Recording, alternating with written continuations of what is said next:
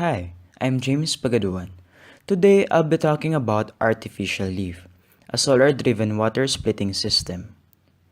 One of the major problems we face now is the source of hydrogen.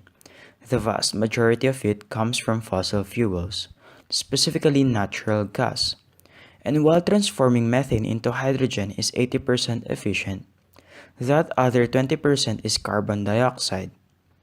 So the researchers of JCOP, or Joint Center for Artificial Photosynthesis of California Institute of Technology led by Cheng Shang, decided to mimic the natural process of photosynthesis and made the artificial leaf, a passive inexpensive thing that you can stick in water and expose to sunlight, then watch as it bubbles off all the hydrogen and oxygen we need.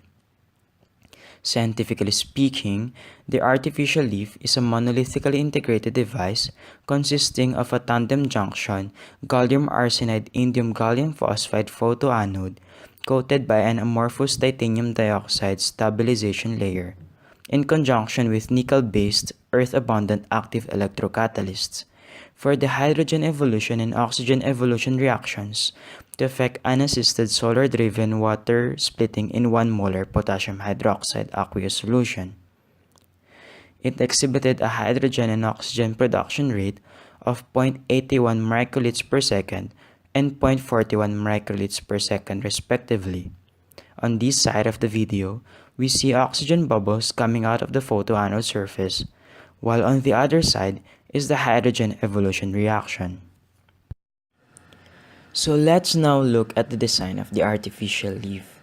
The Caltech design uses two electrodes separated by a membrane.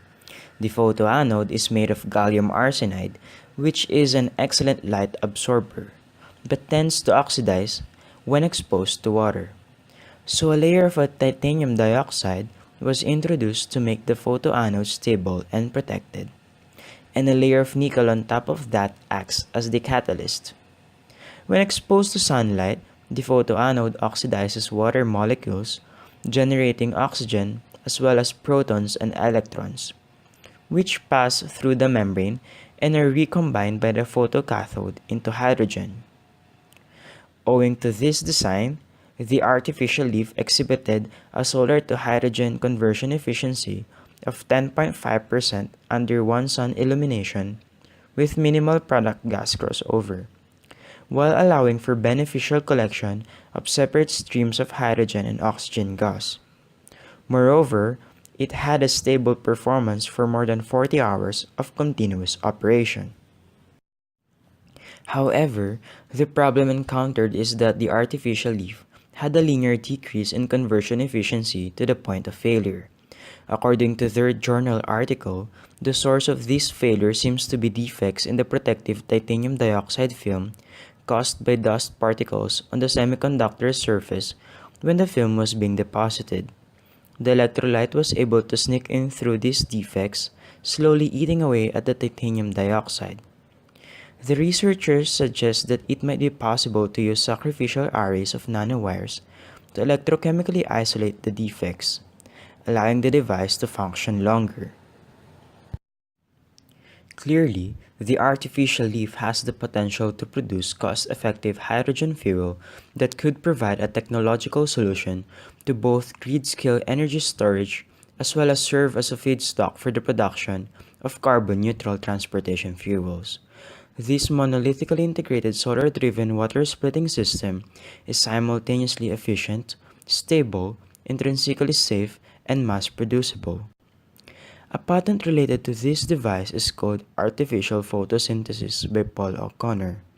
It was shown that there really is a need for a process for storing solar energy in organic molecules.